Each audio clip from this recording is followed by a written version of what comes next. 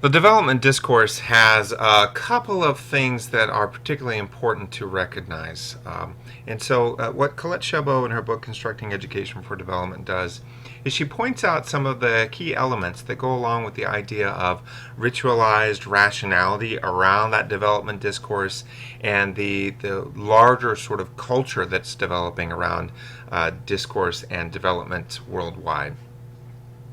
And one of the ways that she talks about that is by looking at the International Labor Organization's definition of basic human needs, which was developed in 1974. And the ILO's definition of basic human needs placed minimum requirements for shelter, food, drinking water, sanitation, health services, and education within the broad framework of fulfilling basic human rights. Subsequently, in the 1970s, in an effort to create an indicator of development encompassing more than economic growth, the Overseas Development Council proposed an alternative to GNP per capita. So there's still, remember, an emphasis on poverty reduction. I don't know where to write that. Poverty reduction. In the 1970s, Chabot argues that that's when the development shift to poverty reduction or alleviation really took place. But the International Labor Organization was trying to create an indicator or a measure of development that would go beyond simply GNP per capita. The Physical Quality of Life Indicator was a composite index of life expectancy, infant mortality rate, and literacy rate. And this new measure was not widely adopted, but was a precursor to the creation of the more popular Human Development Index in the 1990s. And we still have the HDI around with us today, which incorporates life expectancy, educational attainment, and income adjusted for purchasing power in different countries. So it links things related to health and safety and other stuff with education and income. Now, alternative measures of development, such as the PQLI, the Physical Quality of Life Indicator, and the HDI, the Human Development Index, attempted to measure quality of life and help to raise the status of health and social welfare activities in which women traditionally played more of a role as well. So one of the things that we can ask then, how does the BHN, the Basic Human Needs, and later the Human Development Index result from an accreting development discourse and ritualized rationality? How are these two things a part of these measures? And where does this come into this whole development discourse idea? Right? How is Human Development Index, how is the combination of life expectancy, education, and income coming together to create something beyond just a simple measure of development? Also in the 1970s, as concern was growing about inequality and more vulnerable groups within countries, a coalition of less industrialized countries began to focus on international inequality among countries and the structures that reproduce this. So proposals for a new international economic order proliferated in UN forums, and by the early 1970s, the UN annual report devoted at least half of the Economic and Social Council's section to development. In contrast with the basic human needs, which appealed to the humanitarian instincts of former colonial powers and other industrialized countries that really are running the show, right? These are the dominant groups. The NIEO represented a demand for political and economic justice, and in effect, for reparations for colonialism and neocolonialism from the industrialized countries. So, how does the new international economic order, the NIEO, result from accreting development discourse and ritualized rationality again? Right? Oh, too fast. So we have two things developing here. One, we have a concern with basic human needs, as emphasized later in the Human Development Index. And then we have this idea for a new international economic order that was really a push by less industrialized or developing countries, or whatever term we want to use at this point, to make reparations for colonial powers and others that had abused and exploited them, to make reparations and demand political and economic justice. How do we have these two discourses sort of sitting side by side. One is we need to continue to develop, and there will be these dominant colonial or former colonial powers that are probably making a lot of the decisions and influencing a lot of the development activities and organizations that are at play.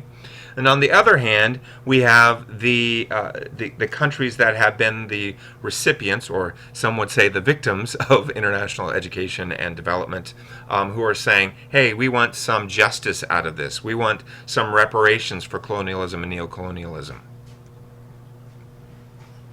Well, here's the way that Colette looks at it. She says, although both poverty reduction and NIEO discourses emphasize radically different issues and remedies, the discourses do share several assumptions of interest to world society scholars. First, the autonomy and sovereignty of nation states, although not entirely revoked, were further constrained. So this whole idea of the I've done it again. The whole idea of the nation state,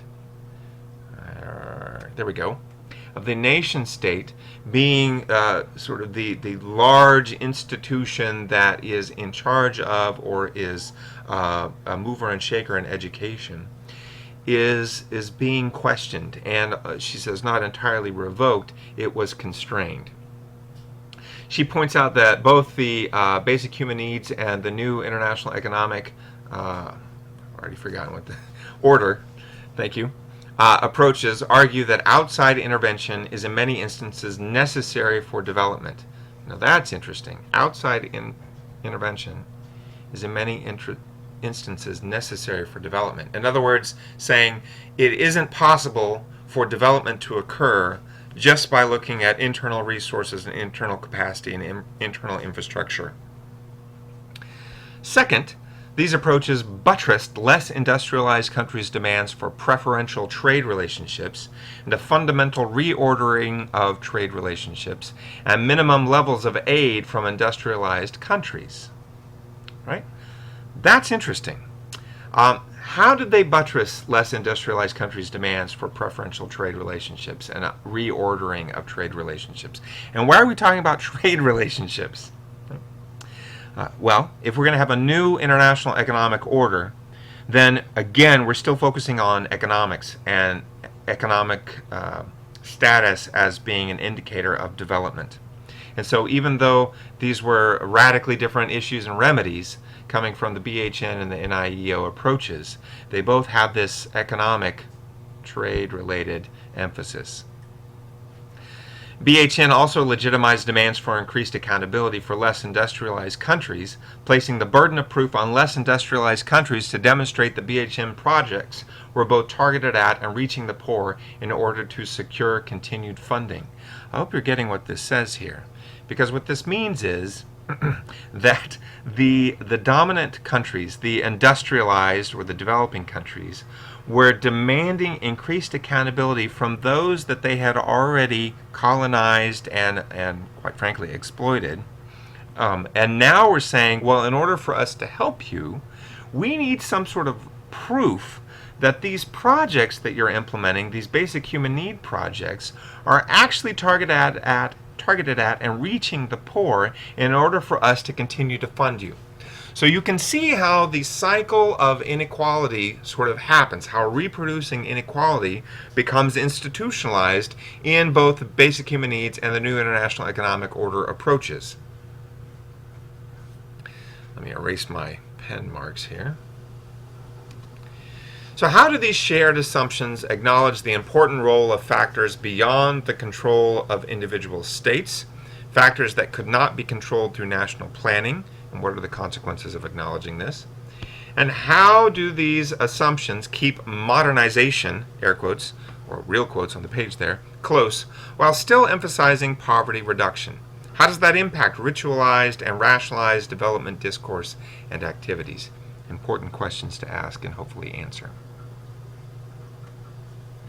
So is it the 1980s all over again? Good question. In the 1980s, there was a lot of development in the development world. And so the question is, well, do we see that that cycle just continuing? Chabot says at the same time, recessions in industrialized countries resulted in demands for greater efficiency and effectiveness in all government-funded programs and prompted decreases in funding for development in less industrialized countries. She says a resurgence in faith in market forces and skepticism about the efficiency of government as a provider of social services or as a monitor of markets led donors to emphasize local financing for development and non-governmental organizations as social service delivery agents. This resurgence of faith in market forces and skepticism about the efficiency of the government is what many people will call neoliberalism. Right? And neoliberalism has, again, like many of our theoretical frameworks that we'll discuss, has some different meanings to different people. And you might have gotten an earful of neoliberalism theory in some of your other CIE classes. But what I think would be important to recognize is that we have this sort of neoliberal agenda where there's a faith in market forces and skepticism about government or state actors as providers of social services or education services or anything like that. And that is part of what leads to an emphasis in local financing and development of these NGOs or other international development organizations and legitimizes their impact and their influence in education, especially in developing, or as Colette says, non-industrialized countries and communities. All right, let me erase my marks again. So she asks, I ask, what is familiar about this context and these factors? And how does this go along with the growing acknowledgement that development discourse and activity, often conceptualized as a combination of modernization and poverty reduction, cannot be controlled through national planning? And what are the consequences of this? Finally, by the 1990s, what are nation states responsible for?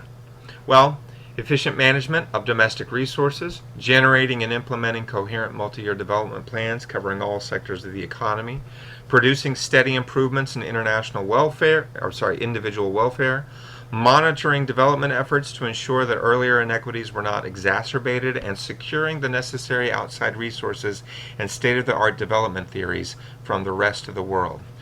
These are also areas where the groups that are in control, the dominant countries and the dominant decision makers, are holding those in the developing or non-industrialized world accountable. What I want to know is, how do these responsibilities make it impossible for many less industrialized countries and international development organizations to implement it? And what are the consequences of this impossibility according to Chabot? Finally, let's acknowledge some development criticisms. Certainly there is an importance and a validity of development criticisms, and there are particularly two relevant points. First of all, most of the writers who are critical of development, and especially development using education, consider as unacceptable the treatment of less industrialized countries as less than entirely autonomous, sovereign nation states, regardless of their resource base, their administrative capacity, and the logic or lack of logic behind their current borders. That's going to be important because that is also a weakness in those sovereign nation states in making their own developments happen. Second, many of the critics perceive as detrimental to the interests of the poor majority in less industrialized countries the existence of an international development industry with its agenda tied to elites in more and less industrialized countries, somewhat independent of any nation state. So if there is an international development industry, critics are going to say that that is detrimental to the interests of those that the international development industry says it is trying to serve, to alleviate or reduce poverty.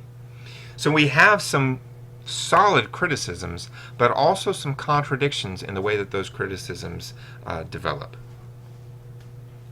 Finally, this is the last observation. I would encourage you to take a look at this and think of where do you fall in terms of development and its discourse. I'm not going to read it. I'm about to run out of time. But I'd pause here and just take a look at this quote and see if you have a particular opinion. Looking forward to seeing you in class.